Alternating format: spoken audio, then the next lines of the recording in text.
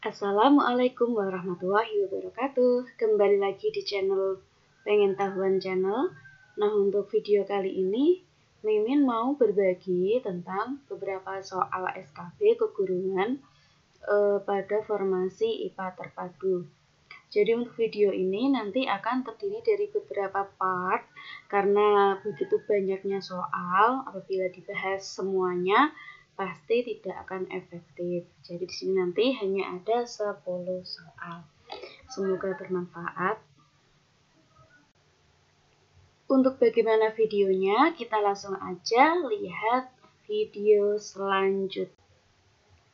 Untuk soal pertama, di sini ada sebuah tabel. Kita langsung lihat aja.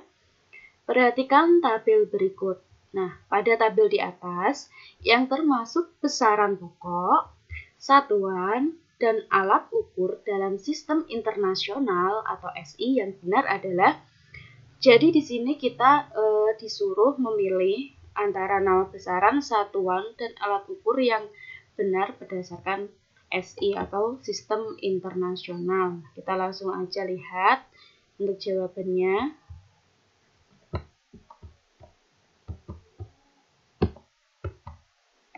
Nah, dapat kita lihat tabel besaran pokok, satuan, dan alat ukur dalam sistem internasional yang benar adalah sebagai berikut.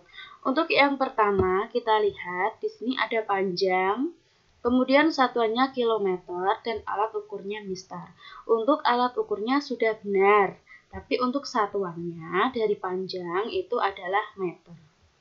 Jadi salah untuk nomor 1, jawaban yang ada nomor satunya kita langsung coret aja. Nah, berarti untuk jawaban yang tidak ada nomor satunya adalah jawaban B. Tapi untuk melihat jelasnya seperti apa, kita lihat satu persatu. Kemudian untuk yang besaran massa, untuk satuannya kilogram dan alat ukurnya neraca, itu benar. Kemudian untuk waktu, satuan yang benar itu bukan jam, tapi second atau sekon. Kemudian untuk alat ukurnya stopwatch, ini sudah benar. Kemudian untuk watt arus, satuannya sudah benar yaitu ampere. Kemudian alat ukurnya ammeter. Untuk suhu, satuannya bukan derajat Celcius tapi Kelvin. Dan untuk alat ukurnya adalah termometer. Jadi pasangan yang benar adalah besaran pokok, satuan, dan alat ukurnya itu adalah nomor 2 dan 4. Jawabannya adalah B. Nah, untuk jawaban yang cepat, kan tadi yang nomor 1 itu sudah salah, sedangkan di opsi jawaban yang ada angka satunya itu adalah opsi A, C, dan D. Jadi dapat dipastikan kalau jawaban benar itu adalah opsi yang B.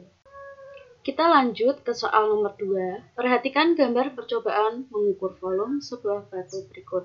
Jadi di sini ada 2 gelas ukur, ada 2. Di mana yang pertama itu tidak dikasih batu, sedangkan untuk yang kedua diberi batu. Nah, di sini kita disuruh untuk mengukur volume batu itu berapa. Mungkin bisa di-skip dulu teman-teman kalau mau menjawabnya terlebih dahulu.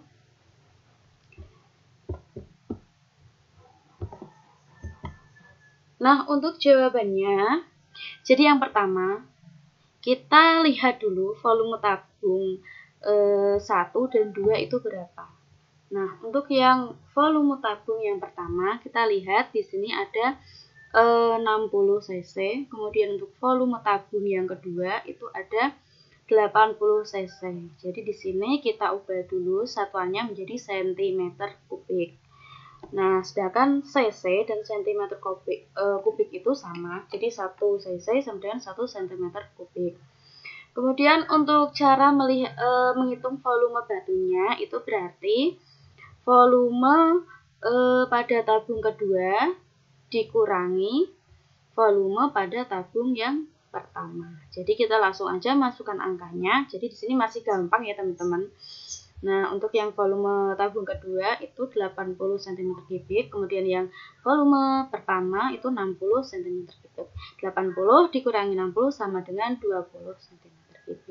Jadi jawabannya adalah D ya teman-teman. Nah, untuk soal nomor 3, jadi di sini kita bertemu lagi dengan tabel ya teman-teman. Kita langsung aja ke pertanyaannya. 4 orang siswa melakukan pengukuran benda. Hasil percobaan ditunjukkan dalam tabel berikut. Di sini dapat teman-teman lihat ada siswa A, B, C, dan D. Kemudian diketahui juga massa benda dan volumenya. Kemudian kita langsung lihat aja pertanyaannya. Siswa yang mengukur benda dengan bahan yang sama adalah, jadi maksudnya di sini adalah bahan yang sama yang diukur oleh siswa itu adalah bahan yang mempunyai massa jenis yang sama. Jadi kita harus mengukur dulu massa jenisnya berapa. Nah, untuk rumus massa jenis, teman-teman bisa lihat di tabel. Massa jenis itu adalah sama dengan massa dibagi volume. Jadi kita langsung aja masukkan angkanya masing-masing. Misalnya pada siswa A, kita cari massa jenisnya. Berarti kan tadi massa dibagi volume. Berarti 44,8 dibagi dengan 64. Hasilnya adalah 0,7. Coba kita hitung semuanya pada siswa A, B, C, dan D.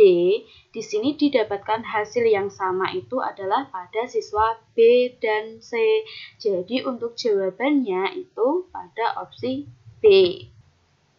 Nah, untuk soal nomor 4, di sini ada sebuah gambar ya teman-teman. Perhatikan gambar berikut. Sebuah bimetal yang terbuat dari lempengan tembaga dan besi yang disatukan dibakar di atas api seperti pada gambar. Jika koefisien muai panjang tembaga 17 kali 10 pangkat min 6 dan koefisien muai panjang besi 12 kali 10 pangkat min 6, maka bentuk bimetal yang terjadi adalah, ayo gimana, ada yang sudah bisa menjawabnya? Kita langsung aja ke pembahasannya. Nah, kita lihat di sini ada pembahasan. Logam bimetal yang koefisien muai panjangnya lebih besar akan lebih cepat memuai, sehingga pertambahan panjangnya lebih besar, dan logam yang koefisien muai panjangnya lebih kecil, karena itu bimetal, akan melengkung ke arah logam dengan koefisien muai yang lebih kecil. Kita lihat koefisien muainya pada tembaga berapa, kemudian pada besi berapa. Jadi dapat dilihat yang paling besar itu yang mana teman-teman? Nah, koefisien muai panjang besi lebih kecil dari koefisien muai panjang tembaga. Maka bimetal akan melengkung ke arah besi. Gambar yang benar adalah pada jawaban B. Nah, dapat teman-teman pahami dulu pelan-pelan. Untuk soal nomor 5, ini hampir sama dengan tadi. Apabila salah satu ujung besi dipanaskan seperti pada gambar, maka ujung yang lain akan menjadi panas. Perpindahan kalor yang terjadi secara, kalau ini pasti teman-teman sudah bisa menjawabnya karena masih mudah pertanyaannya. Kita langsung aja ke pembahasan. Nah, perpindahan kalor melalui batang besi merupakan perpindahan kalor secara konduksi. Sedangkan untuk konveksi itu adalah secara konduksi itu maksudnya terjadi melalui zat perantara zat padat ya teman-teman, maaf. Kemudian untuk konveksi itu perpindahan kalor dengan perantara zat cair. Kemudian untuk radiasi dan induksi itu hampir sama, jadi untuk perpindahan kalornya itu dengan perantara zat gas. Nah, dapat dilihat teman-teman, di sini ada gambar besi. Besi itu berarti gambar padat. Jadi jawabannya adalah A. Gimana? Sudah merasa pusing atau ini masih mudah?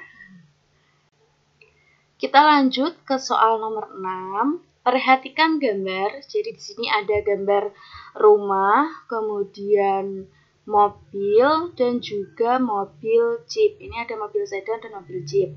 Nah, kita ke pertanyaan. Berdasarkan konsep gerak dalam fisika, pernyataan berikut yang benar adalah, coba kita lihat, mobil jeep bergerak terhadap rumah. Nah, ini kita simpan dulu. Kemudian yang B, mobil sedan bergerak terhadap mobil jeep. Bisa juga sih. Kita simpan dulu. Kemudian untuk yang C, sopir mobil sedan bergerak terhadap mobil jeep. Ini belum tentu, ini salah ya. Kemudian yang D, sopir mobil jeep tidak bergerak terhadap rumah. Kalau misalnya mobilnya berjalan, ya tetap dia juga berjalan. Nah, untuk jawaban pembahasannya seperti apa, kita langsung aja jawabannya. Nah, kita langsung ke pembahasan. Benda dikatakan bergerak bila posisi atau kedudukan benda berubah terhadap acuan tertentu. Jadi di sini nanti kita buat si rumah ini sebagai acuan. Contohnya, kemudian kita langsung aja. Nah, jika acuannya rumah, mobil jeep, mobil sedan, sopir jeep, dan sopir sedan dikatakan bergerak terhadap rumah. Nah, jika acuannya mobil jeep, sopir sedan, dan mobil sedan dikatakan tidak bergerak terhadap mobil jeep. Nah, nanti teman-teman bisa pahami dulu dari pernyataan ini. Untuk jawabannya yang benar itu adalah A. Nah, untuk soal selanjutnya, soal nomor 7. Jadi di sini ada sebuah gambar. Perhatikan gambar berikut. Jadi ada gambar ikan di dalam akuarium. Apabila ikan berada dalam akuarium, seperti terlihat pada gambar, maka tekanan yang dialami oleh ikan tersebut adalah, nah jadi di sini kita disuruh untuk mencari tekanan hidrostatis. Sebelumnya, kita cari dulu apa yang diketahui dalam keterangan gambar ini. Untuk yang pertama, kita langsung ke pembahasan ya teman-teman. Nah, untuk yang pertama diketahui percepatan gravitasi yaitu 10 meter per sekon. Kemudian ini ya teman-teman. Kemudian di sini juga ada perbedaan ketinggian. Kan di sini ada dua ketinggian. Yang pertama ketinggian ikan, yang kedua adalah ketinggian air. Jadi di sini ada H1, ada H2. Untuk H1-nya ada 40 cm, kemudian untuk H2-nya ada 60 cm. Di sini kita ubah dulu menjadi meter supaya nanti waktu kita mengalihkan atau mengerjakannya itu menjadi lebih mudah karena persamaannya sudah sama. Kemudian ada massa jenis air. Jadi di sini diketahui massa jenis airnya sebanyak 1 gram per sentimeter kubik. Kita ubah ke dalam bentuk kilogram, jadi menjadi 1000 kilogram per meter kubik. Nah, yang ditanyakan apa? Yang ditanyakan adalah tekanan hidrostatis. Kemudian untuk rumusnya, rumus tekanan hidrostatis yaitu pH sama dengan P kali G kali H, yaitu bukan P sih ya. Jadi untuk rumus tekanan hidrostatisnya itu adalah massa jenis air dikalikan percepatan gravitasi, kemudian dikalikan perbedaan ketinggian. Jadi untuk perbedaan ketinggian kita kurangi dulu. Kita masukkan 1000 dikali 10 dikali 0,6 dikurangi 0,4 didapatkan hasil 2000. Nah, untuk soal nomor 8, apabila kita menancapkan paku ke dinding, maka perubahan energi yang terjadi adalah untuk A dan B kita simpan dulu, tapi untuk C dan D energi potensial itu adalah energi yang dimiliki benda akibat adanya pengaruh tempat atau pengaruh kedudukan atau ketinggian juga. Jadi ini tidak termasuk ya teman-teman. Kemudian untuk yang A, energi gerak menjadi energi panas dan energi bunyi. Nah, ini bisa jadi Kemudian energi gerak menjadi energi potensial dan energi panas. Ini tidak ya teman-teman. Nah, jadi untuk jawabannya adalah A.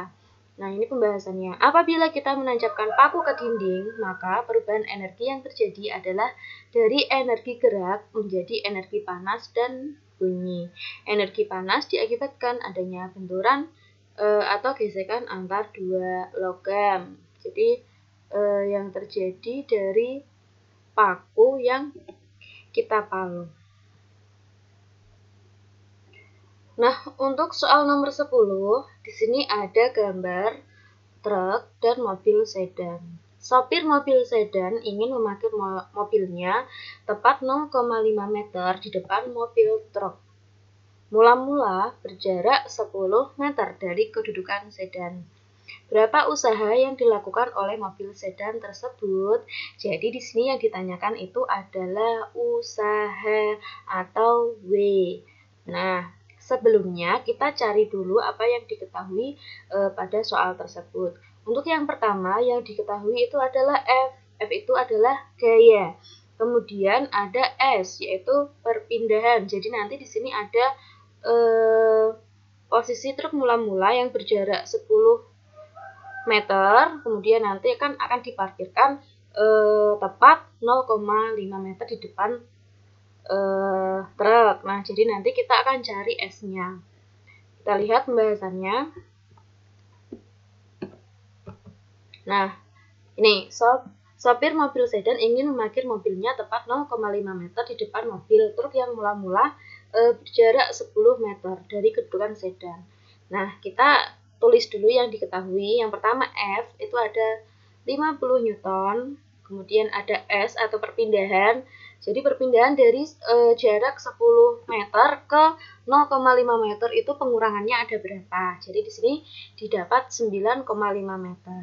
Akan dicari usaha yang dilakukan oleh mobil sedan. Nah, di sini karena kita sudah mendapatkan F dan S, kita dapat langsung menghitung usahanya. Jadi untuk W sama dengan F kali S. Langsung aja 50 Newton dikali 9,5 meter. Hasilnya 475 Joule. Gimana? Mudah kan teman-teman? Nah, untuk jawabannya adalah D. Nah, untuk soal nomor 10 ini tentang pesawat sederhana ya teman-teman. Jadi di sini ada soal tentang tuas. Agar posisi tuas tersebut menjadi seimbang dan bila percepatan gravitasi di tempat ini 10 meter per sekon kuadrat, maka massa beban yang diangkat adalah, kita langsung aja kita cari dulu apa aja yang diketahui. Nah, untuk yang pertama yang diketahui itu ada lengan beban. Lengan beban sebanyak 2 meter, kemudian lengan kuasa 5 meter, gaya 100 meter. Nah, seperti yang kita ketahui, rumus pada tuas ini yaitu W kali LB sama dengan F kali LK. Nah, untuk W atau berat benda, dia itu memiliki rumus M kali G, yaitu massa dikali percepatan gravitasi. Nah, ini bisa kita langsung masukkan. Jadi, M kali G kali LB sama dengan F kali LK. Massa kali percepatan gravitasi dikali lengan beban sama dengan gaya dikali lengan kuasa. Nah, untuk G kali LB-nya dapat kita pindah ruas menjadi per, yaitu M sama dengan F LK per GLB, atau massa beban sama dengan gaya dikali lengan kuasa dibagi percepatan gravitasi dikali dengan lengan beban. Kita masukkan langsung aja, ceret-ceret 50 bagi 2, 25 kg.